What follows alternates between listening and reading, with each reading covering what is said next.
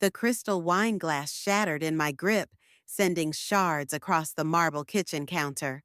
I barely noticed the small cut on my palm, too focused on Emily's words still ringing in my ears.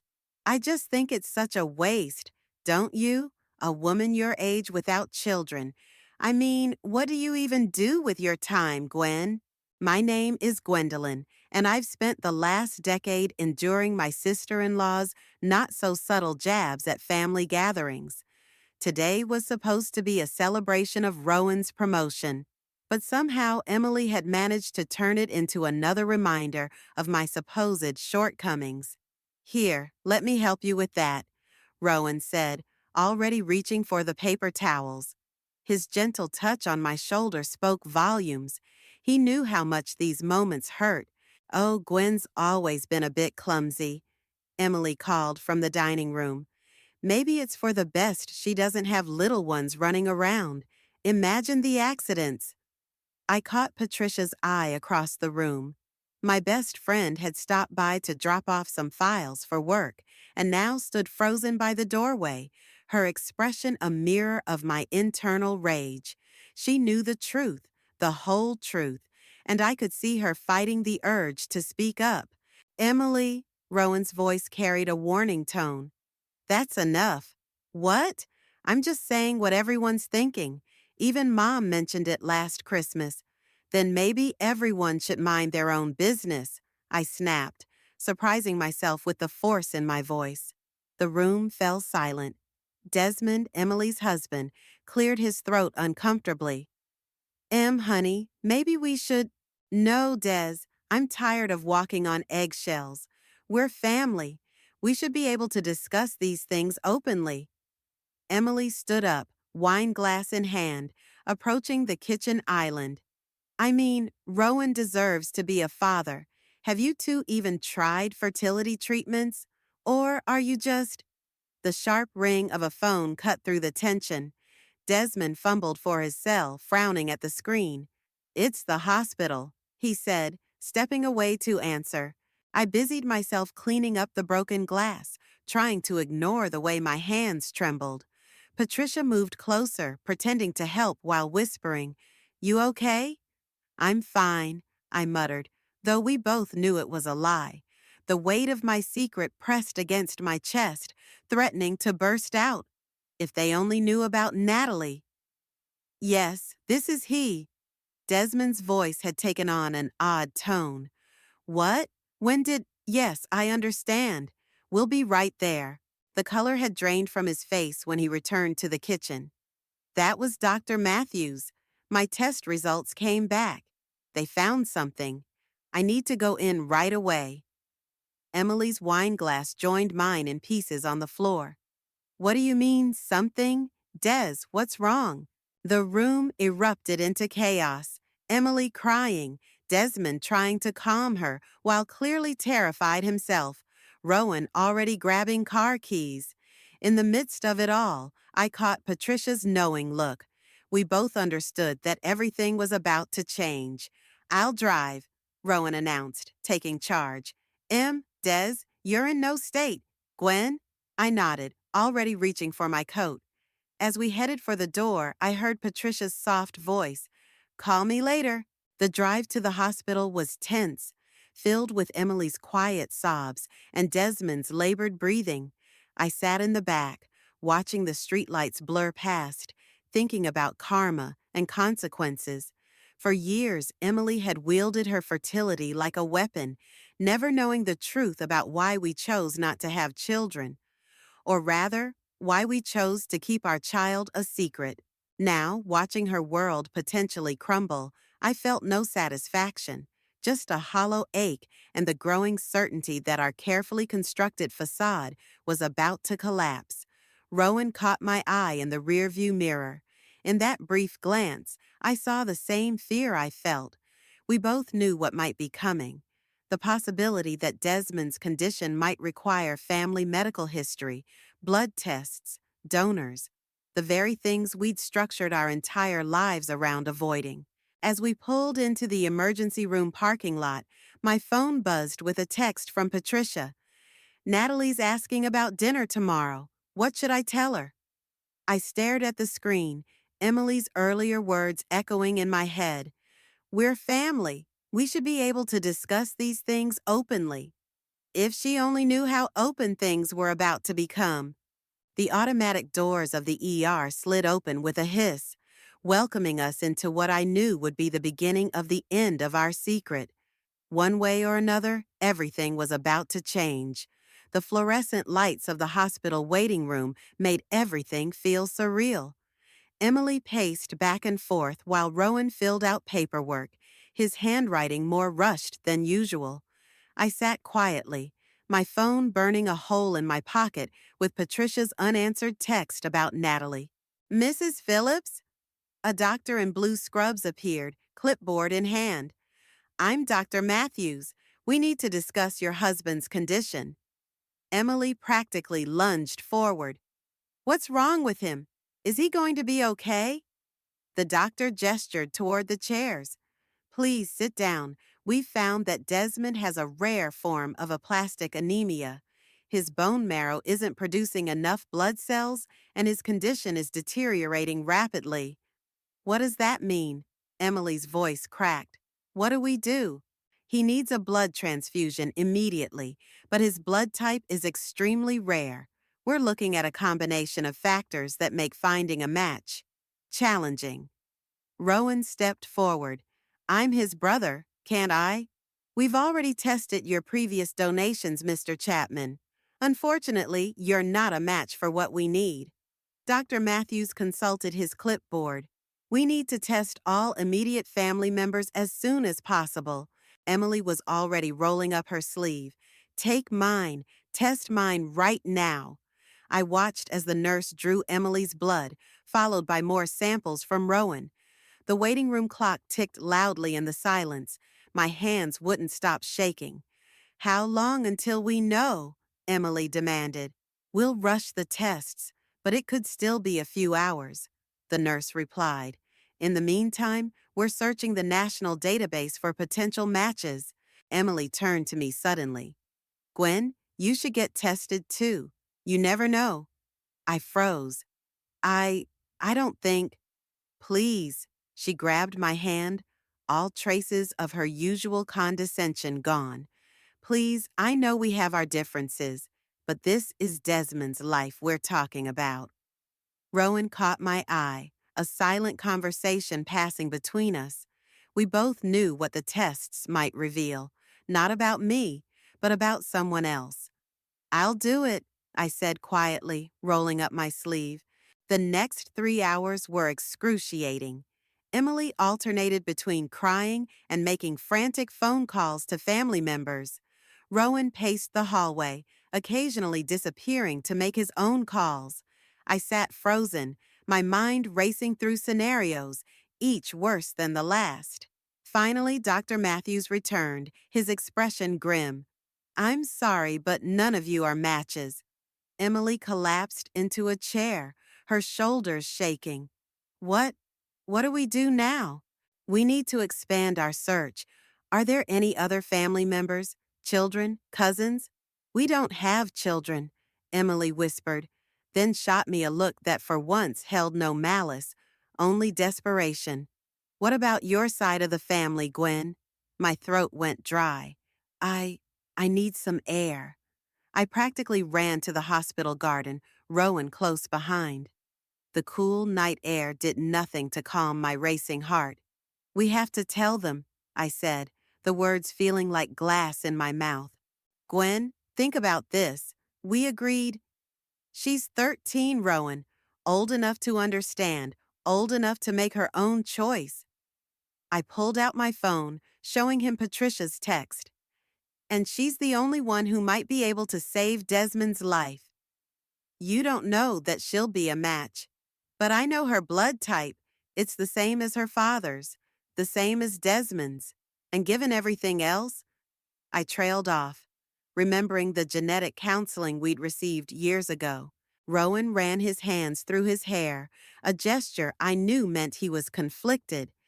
This will change everything. Emily will never forgive us for keeping this secret. Desmond could die, Rowan. Are we really going to let that happen just to keep our secret? A nurse appeared in the doorway. Mr. Chapman, your brother is asking for you. Rowan squeezed my hand before following the nurse. I pulled out my phone and dialed Patricia's number, my fingers trembling. Patricia, I need you to bring Natalie to the hospital. Yes, now. It's time they knew the truth. As I ended the call, I caught sight of Emily through the hospital window, her face buried in her hands. The woman who had spent years making me feel less than, now brought low by circumstances beyond her control. I should have felt vindicated, but all I felt was tired. Tired of secrets, tired of pretending, tired of the walls we'd built around our lives. In 30 minutes, those walls would come crashing down, and nothing would ever be the same again. Patricia arrived first, her face etched with concern. Natalie's in the car with Mark. Are you sure about this? I nodded, though my stomach was in knots. Where else can we hide when someone's life is at stake? You don't owe them anything, Gwen. After how Emily's treated you all these years, this isn't about Emily. I took a deep breath. It's about doing what's right, and about Natalie having the chance to know her family. Through the glass doors, I could see Natalie stepping out of Mark's car. Even from a distance, she looked so much like my sister Sarah. The same dark curls, the same way of holding herself. Mark's hand on her shoulder was protective, steadying. He'd been there the night Sarah died, had helped us make the decision that would shape the next 13 years. Aunt Gwen, Natalie called out, her smile bright despite the late hour. Patricia said Uncle Desmond is sick? The word uncle hit differently now. Yes, sweetie, but before we go in, we need to talk about something important. We found a quiet corner in the hospital garden. Mark stood watch near the entrance while Patricia sat beside Natalie on the bench. I knelt in front of her, taking her hands in mine. You know how we've always told you about your mom, Sarah? About how she died right after you were born? Natalie nodded. And how you and Uncle Rowan arranged for Patricia to raise me because you weren't ready. That's not the whole truth. My voice cracked. Sarah died because of complications during pregnancy. She was carrying twins. Natalie's eyes widened. Twins? Yes, you and your brother. There were complications during delivery. Your brother didn't make it. And Sarah? I squeezed her hands tighter. Sarah was married to Desmond's cousin. He died in a car accident while Sarah was pregnant. Wait. Natalie pulled back slightly. Uncle Desmond? He's my uncle? Like, really my uncle? Yes, and that's why we need your help. He's very sick and he needs a blood transfusion. You might be the only person who can help him. Natalie was quiet for a long moment, processing. Does he know about me? No one does, except the people here right now. We kept it secret to protect you, to give you a normal life without all the family complications. But now someone's life depends on it, she finished, showing wisdom beyond her years. Will it hurt, the transfusion? Patricia spoke up. Just a little pinch. I'll be right there with you. What about Emily? Will she be mad? The question hung in the air. Mark stepped closer. She might be, kiddo, but that's not your fault. The adults made these decisions, not you. I heard footsteps behind us and turned to see Rowan. His face was drawn with worry. Desmond's getting worse. They're talking about moving him to intensive care. Natalie stood up, straightening her shoulders in a way that reminded me so much of Sarah, it hurt. I want to help, but can I meet him first, before everyone knows? Rowan's eyes filled with tears. Of course, sweetheart. I'll take you to his room. As Natalie walked away with Rowan, Patricia grabbed my arm. What about Emily? She's going to explode when she finds out. Let her, Mark said firmly. Some secrets need to come to light, and maybe this will teach her some humility. I watched through the window as Rowan led Natalie to Desmond's room. Emily was at the nurse's station, filling out more paperwork. She glanced up as they passed, her expression confused but not yet suspicious. I should go in there, I said, moving toward the door. Gwen? Mark's voice stopped me. Remember what Sarah said that last night about family being more than blood? I nodded, remembering my sister's final hours, how she made us promise to keep Natalie safe, to give her a life free from the weight of family expectations and obligations. She also said that sometimes the truth sets us free. I replied, I think it's time we all got free. Walking through those hospital doors felt like crossing a threshold. Behind me lay 13 years of secrets and careful arrangements. Ahead lay uncertainty, confrontation, and probably a lot of anger, but also maybe something better, something honest. Emily looked up as I approached, her mascara streaked from crying. Who's that girl with Rowan? She looks so familiar. Emily, I said, my voice steady for the first time in years. We need to talk about Sarah. Sarah? Emily's brow furrowed. Your sister, Sarah? The one who died in childbirth?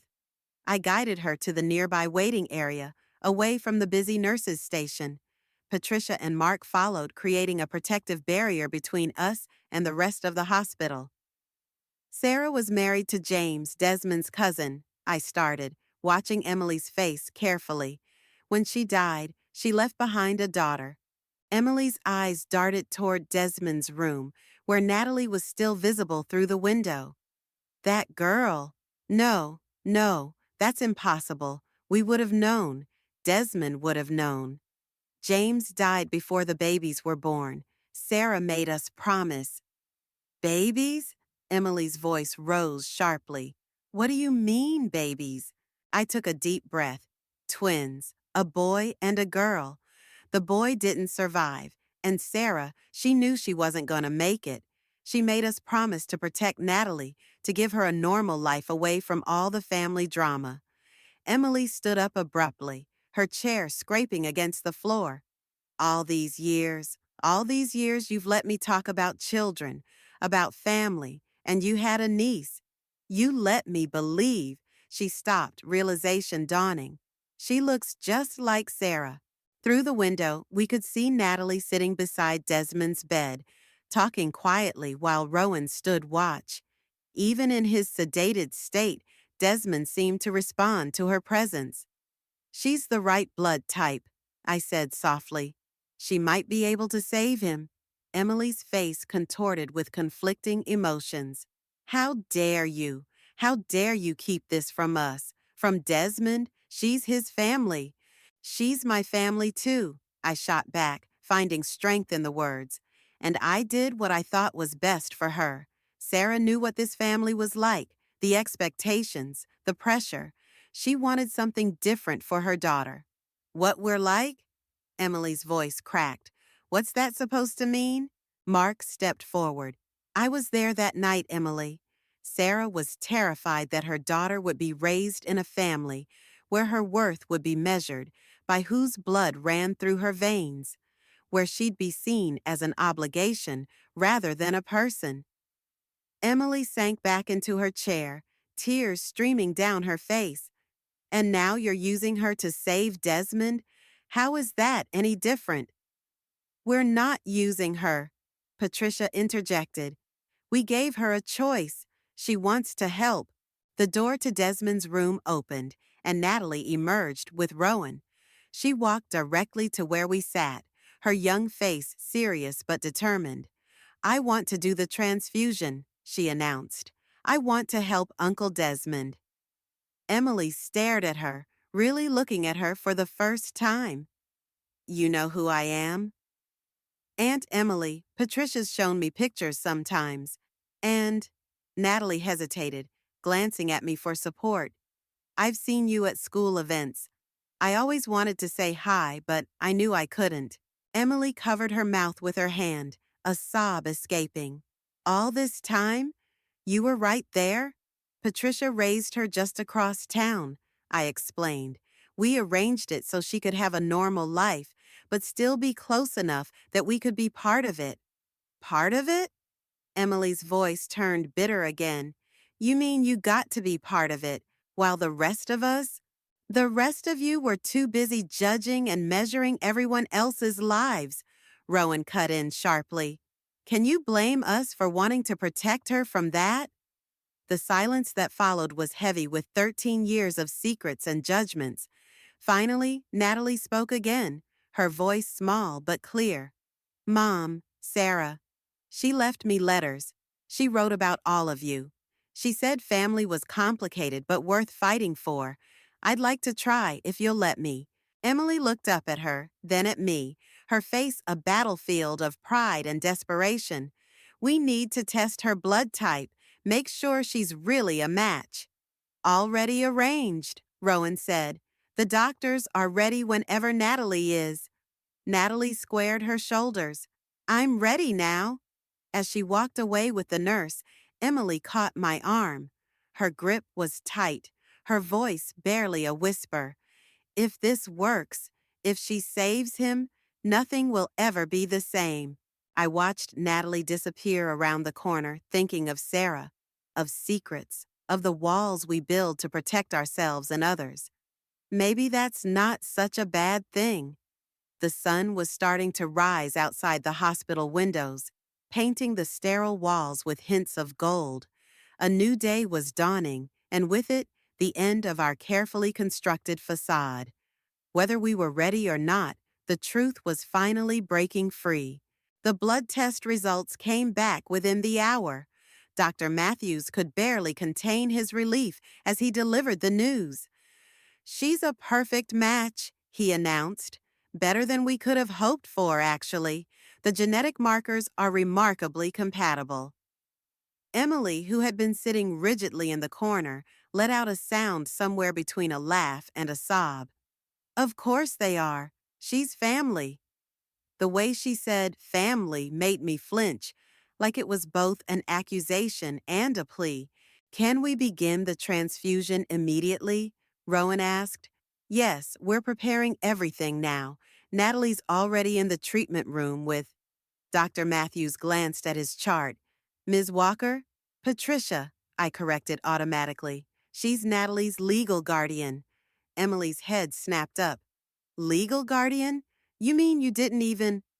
This isn't the time, Mark interrupted firmly. Let's focus on Desmond.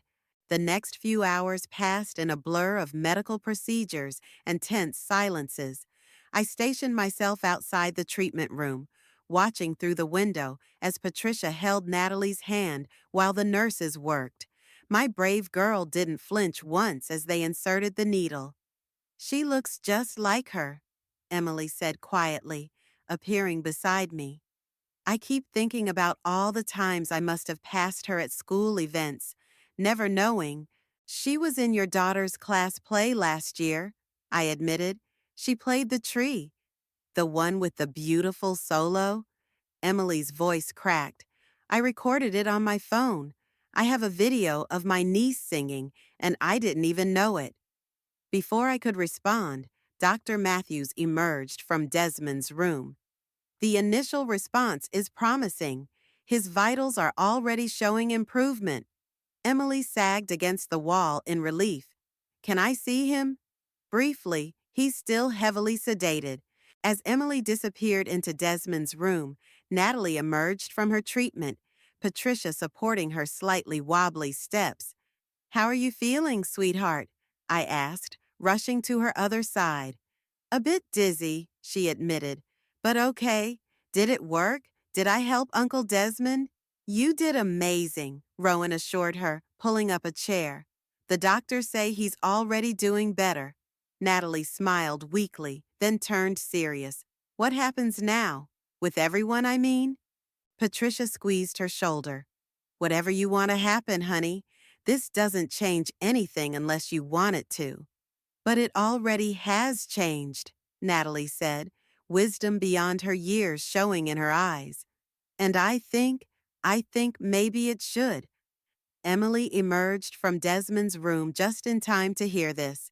She stood awkwardly at the edge of our group, looking lost. so different from her usual confident demeanor. "I'd like to get to know you," she said softly to Natalie. "If you'll let me.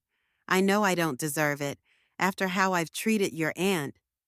"You didn't know," Natalie said simply. "That's no excuse," Emily replied, and for the first time in our entire relationship, I heard genuine remorse in her voice.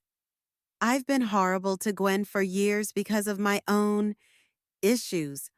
I was so focused on what I thought family should look like that I couldn't see what was right in front of me.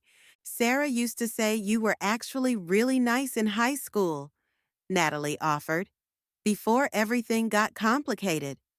Emily's eyes filled with tears. "She did? You know stories about before?" "I have all her letters," Natalie said, "and Aunt Gwen and Patricia tell me stories sometimes. Would you, would you like to hear some of them?" The olive branch was so unexpected, so graceful, that I had to turn away to hide my own tears. I felt Rowan's arm slip around my waist, steadying me. "I'd love that," Emily whispered. "But first, you need to rest. Doctor's orders." Patricia stepped forward. "We should get her home. She needs to sleep off the effects of the donation." "Wait," Emily said quickly. Could I, could I have your phone number, just to check on you later?" The simple request held so much weight. Acknowledgement, acceptance, the first tentative step toward something new. Natalie recited her number, and I watched Emily save it with trembling fingers. As Patricia and Mark helped Natalie toward the elevator, Emily turned to me. "I know we have a lot to talk about, a lot to work through, but right now, I just want to say thank you for bringing her here, for saving Desmond, for—" She gestured helplessly. "Everything." "She's the one you should thank," I replied. "She chose to help despite everything."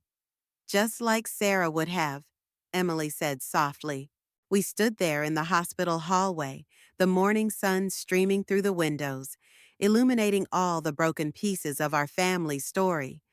But maybe, just maybe, those pieces could be reassembled into something stronger, something truer than before. 3 days after the transfusion, Desmond opened his eyes properly for the first time. The doctors called it a remarkable recovery. Emily called it a miracle. I called Patricia. "He's asking about Natalie," I said into the phone. "He wants to meet her, properly this time." "She's been waiting by the phone," Patricia replied. "Let me guess, family dinner? Emily's insisting on it, tonight at their house. Are you coming? Try and stop me." The house that had been the site of so many uncomfortable family gatherings looked different now. Emily had cleaned frantically all morning, rearranging furniture and fussing over place settings. When the doorbell rang, she nearly dropped the casserole dish she was holding. "I'll get it," I offered, but she shook her head. "No, I need to do this." I watched from the kitchen as Emily opened the door. Natalie stood there with Patricia, holding a bouquet of flowers and looking nervous. "Hi, Aunt Emily," she said softly. Emily's carefully composed expression crumbled. "You brought flowers? You shouldn't have. I mean, thank you. They're beautiful. Like you." The awkward moment was broken by Desmond's voice from the living room. "Is that her?" He was still pale, still weak, but sitting up in his favorite armchair. Rowan hovered nearby, ready to help if needed. Natalie approached slowly, the flowers forgotten in Emily's hands. "Hello, Uncle Desmond," she said. "My God," he breathed. "You look just like her, just like Sarah." "That's what everyone says." "Come here, please." He patted the ottoman next to his chair. "I have so many questions, but first, thank you for what you did, for being brave enough to help a stranger." "You're not a stranger," Natalie replied. "You're family. I've known about you my whole life." Emily made a choked sound from the doorway. "We didn't know about you all this time. Maybe we could talk about that over dinner?" I suggested, trying to ease the tension. The food's getting cold. Around the dining table, the conversation started hesitantly, then flowed more naturally as Natalie shared stories about growing up, about Patricia's terrible cooking attempts, about Mark teaching her to ride a bike, about secret visits to my house on weekends. Wait, Emily interrupted. All those times you said you were working late? I was with Natalie, I admitted. We didn't want to risk anyone seeing us together in public. It was like having a secret agent family. Natalie grinned. Patricia would drive me to Aunt Gwen's house in her car with the tinted windows. The black Honda? Emily's eyes widened. I've seen that car at school events. We were careful, Patricia said, but we also wanted Natalie to have as normal a life as possible. Desmond set down his fork. I understand why you kept it secret. After James died and then Sarah, everything was so complicated. But now we can do better, Emily finished. She turned to Natalie. If you want to, that is. We could start with school events. I promise not to be too embarrassing.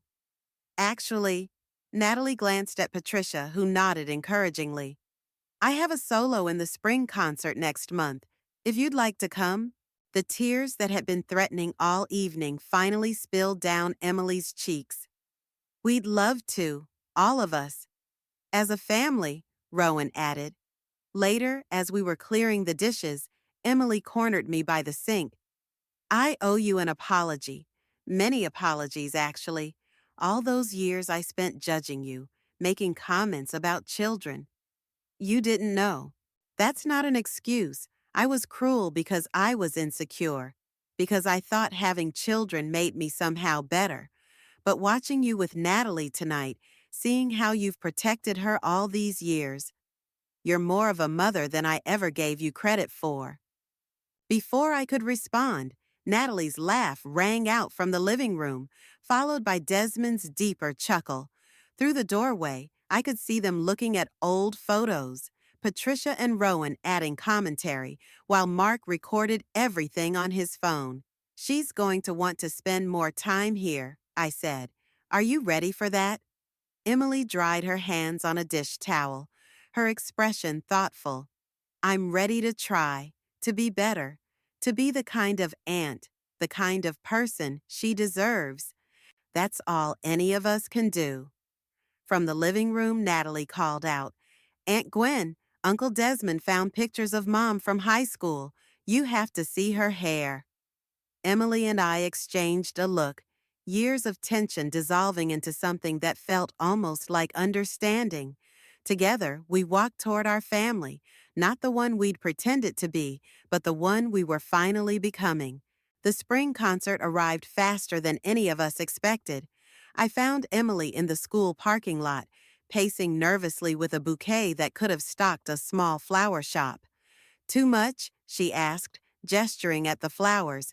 Maybe a little, I admitted, but Natalie will love them. Patricia met us at the entrance, already holding seats. Front row, she announced proudly. Mark's setting up the video camera. Video camera? Emily's voice hitched. I only brought my phone. I didn't think. Don't worry, Rowan appeared behind us. Mark always makes copies for everyone. We settled into our seats. An odd collection of secret keepers turned family. Desmond, still moving carefully but looking much healthier, sat between Emily and me. Remember Sarah's first solo? He whispered. 8th grade talent show. She was so nervous she threw up backstage, I recalled, smiling at the memory. Natalie's stronger than that, Patricia said. You should see her in rehearsals. The lights dimmed, and the concert began. When Natalie stepped onto the stage in her blue dress, the one Emily had helped her pick out last weekend, I heard Emily's sharp intake of breath. She looks just like, I know, I whispered back. Natalie's voice filled the auditorium, clear and confident. She'd chosen Bridge Over Troubled Water, Sarah's favorite song. As she sang, I felt Emily's hand slip into mine, squeezing tightly. The applause was thunderous. Desmond wiped his eyes openly, while Mark struggled to keep the camera steady through his own tears. When Natalie took her bow, she looked directly at our row and beamed. After the concert, we gathered in the school lobby. Emily thrust her massive bouquet forward just as Patricia produced her more modest arrangement. Natalie laughed, trying to juggle both. "You were amazing, sweetheart," Desmond said, hugging her carefully. "Thanks, Uncle Des." She turned to Emily. "Did you really cry?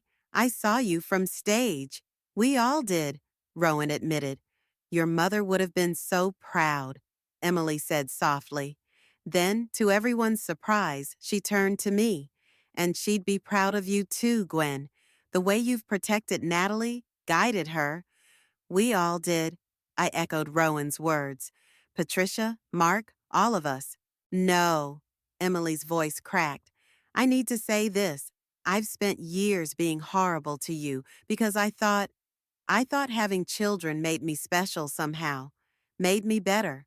But watching you with Natalie these past few months, seeing how you've always put her first, even when it meant enduring my awful comments." She wiped her eyes. "I was wrong, so wrong." "Aunt Emily," Natalie interrupted, "you're smudging your makeup." The tension broke as everyone laughed. Even Emily managed a watery chuckle. "How about ice cream?" Mark suggested. "I know a place that's open late." At the ice cream parlor, we pushed tables together to fit our unconventional family.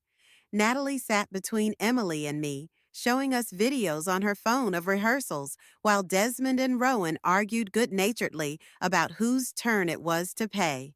"I have something to ask," Natalie said suddenly, putting down her spoon. "I've been talking with Patricia, and I'd like to spend more time with everyone. Maybe even stay over sometimes, if that's okay." Emily dropped her napkin. "You mean it?" "We could set up the guest room," Desmond added quickly. "Make it yours." "Slow down," Patricia cautioned. "Maybe we start with dinner twice a week. See how it goes?" I watched Natalie's face light up at the suggestion. "That sounds perfect. And maybe," Emily ventured carefully, "we could come to your dance recitals too? All of them, not just the big ones. Even the boring ones where I'm just a backup dancer? Especially those." Desmond grinned. As they discussed schedules and arrangements, I felt Rowan's arm around my shoulders. "You okay?" he whispered. I looked at our family, really looked at them. Emily and Natalie planning future performances.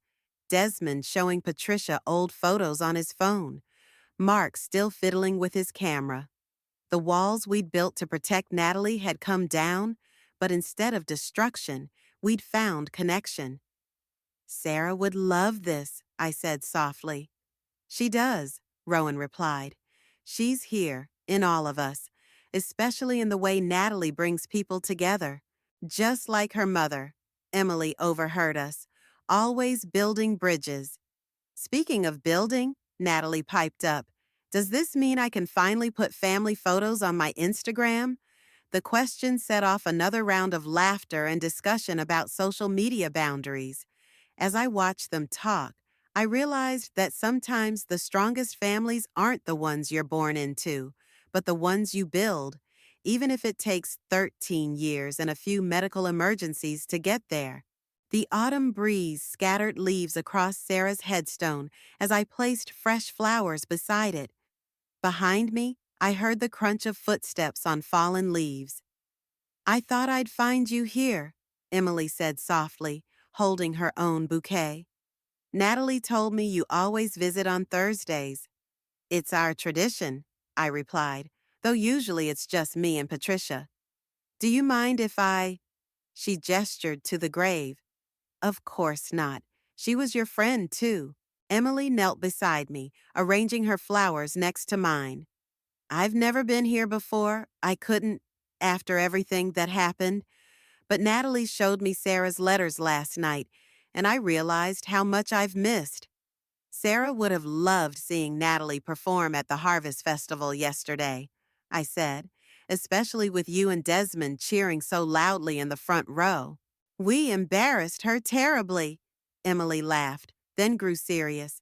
I keep thinking about what Sarah wrote in those letters, about wanting Natalie to grow up free from family pressure. I was exactly what she was afraid of, wasn't I? Before I could respond, more footsteps approached. Natalie appeared, followed by Patricia, Rowan, Desmond, and Mark. Family meeting at the cemetery? Natalie asked, raising an eyebrow. More like a reunion, Mark said, producing a thermos. Hot chocolate, anyone? Your mother's recipe, Natalie. We settled on the blanket Mark spread out, passing the thermos around. Natalie sat between Emily and me, pulling out a worn envelope. I found another letter last night, she announced. It was dated just before. You know, Mom wrote about all of you. You don't have to share it, Patricia said gently. I want to. Natalie unfolded the paper carefully. Dear baby girl, I wish I could be there to see you grow up, but I know you'll be surrounded by love. Your Aunt Gwen will protect you fiercely. Patricia will give you a normal life. Mark will make you laugh. Rowan will be your rock. She paused, glancing at Emily and Desmond. And your Uncle Desmond and Aunt Emily? They'll learn that family isn't about perfect appearances or meeting expectations. It's about love, even when it's messy and complicated. Give them time. They'll figure it out eventually. Emily wiped her eyes. She knew us better than we knew ourselves. She always did, Desmond agreed. Remember when she predicted we'd end up together? We thought she was crazy. Stories began flowing then. Memories of Sarah, of shared childhoods, of mistakes made and lessons learned. Natalie soaked it all in, occasionally adding her own insights from the letters she'd grown up reading. I have something to tell you all, Emily said during a lull in the conversation. I've been seeing a therapist, working through my issues about family and control. I want to be better, for all of you, but especially for Natalie. That's brave, I said, meaning it. It's necessary, she replied. I don't want to be the aunt everyone dreads seeing at family gatherings anymore. Too late, Natalie teased. Now you're the aunt who brings embarrassingly large bouquets and cheers too loudly at school events. Much better, Desmond laughed, pulling Emily close. Mark raised the thermos. To Sarah, who somehow planned all this from beyond. To Mom? Natalie echoed. Who knew we'd figure it out eventually? As the others continued sharing stories, I traced Sarah's name on the headstone. The secret I'd carried for 13 years had transformed from a burden into a bridge, connecting us all in ways I never expected. Aunt Gwen? Natalie's voice pulled me back. Thank you for everything, for keeping me safe, for letting me choose when to know everyone, for giving me all these people who love me. Your mother knew what she was doing, I said. She knew love would win out eventually. Even over Emily's pride? Desmond teased, earning a playful swat from his wife. Especially over that, Emily admitted, though I maintain those bouquets aren't too big. They're bigger than Natalie, Patricia laughed. As the banter continued, I watched my family, not perfect, not conventional, but real and whole. The walls we'd built to protect Natalie had become foundations for something stronger, Sarah's final gift to us all. The autumn sun began to set, painting the cemetery in warm golds and reds. None of us moved to leave. We had all the time in the world now, and so many stories left to share.